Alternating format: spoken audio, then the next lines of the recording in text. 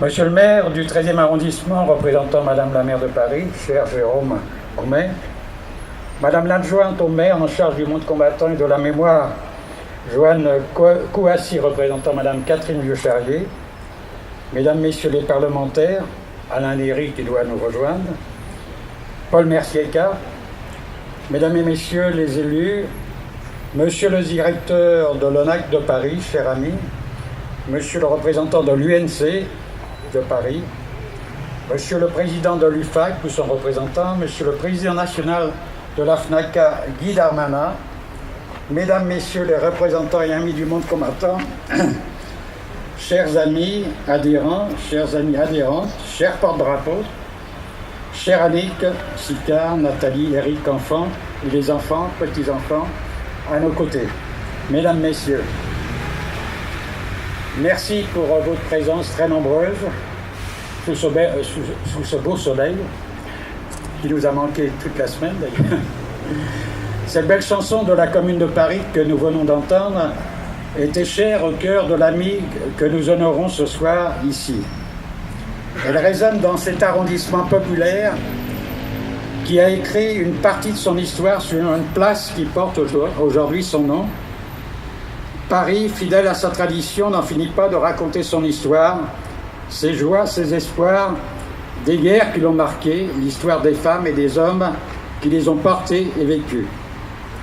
La guerre d'Algérie en fait partie avec ses dates dans la capitale du 17 octobre 71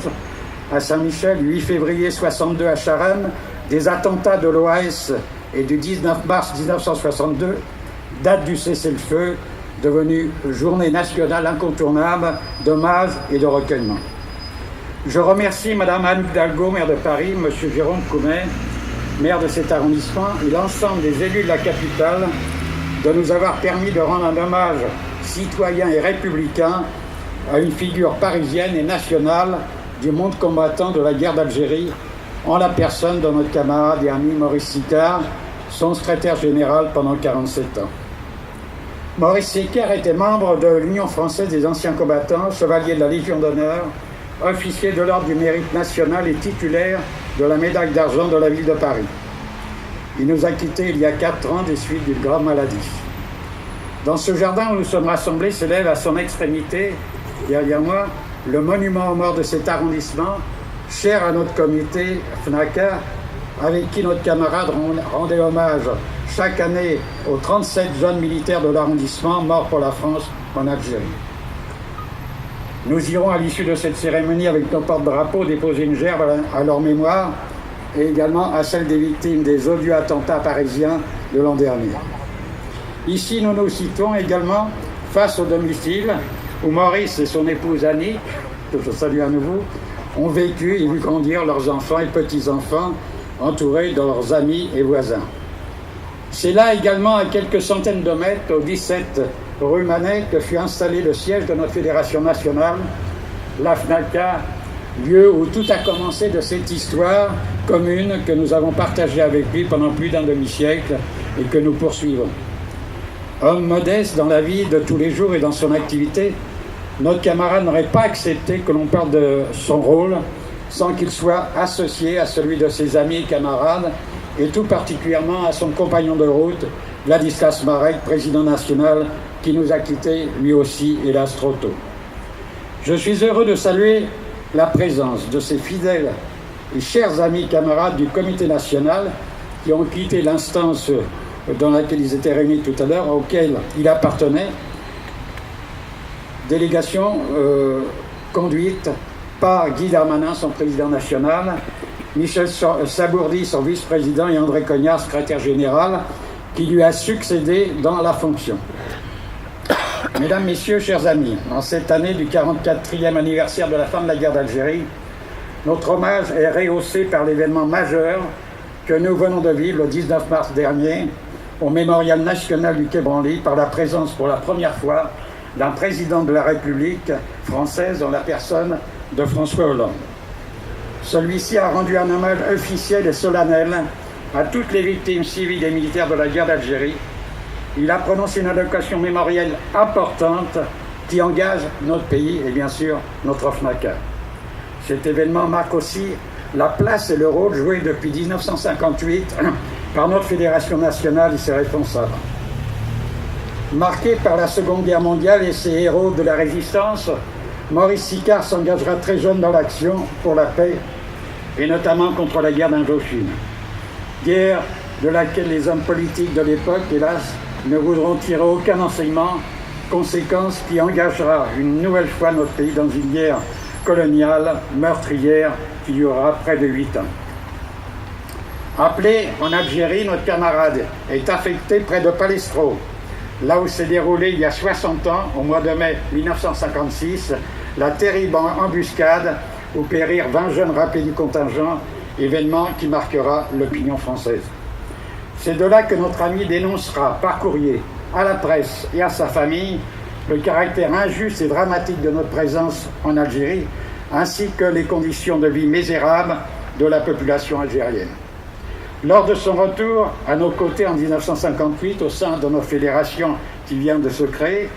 il ne ménagera pas ses efforts pour mobiliser ses camarades à agir pour que s'arrête cette guerre, pour que reviennent nos camarades et faire valoir les droits matériels et moraux qui en découlent. À Paris, avec Hubert Roch, Jean Dussolcy, Roger Berducam, Maurice Cassan, Jean-Louis Cerceau, l'on se souvient de lui à nos côtés, de sa capacité à nous mobiliser pour l'adoption de vœux dans les conseils d'arrondissement en faveur de la reconnaissance officielle de la date du 19 mars 62, date du cessez-le-feu de la guerre d'Algérie, et pour la défense des droits.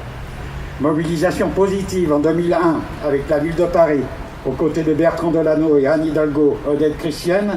pour la réalisation au Père-Lachaise d'un mémorial parisien à la mémoire des 750 militaires parisiens morts pour la France en Algérie. Et l'inauguration, bien entendu, d'une place du 19 mars dans la capitale, proche de la gare de Lyon, lieu d'où nous partions via Marseille pour l'Algérie. La solidarité, l'amitié, la convivialité faisaient partie intégrante de son personnel, toujours disponible pour venir en aide à nos camarades blessés ou malades, les visiter, entourer les vols, entreprendre des démarches et courriers, se déplacer dans la capitale ou en Provence.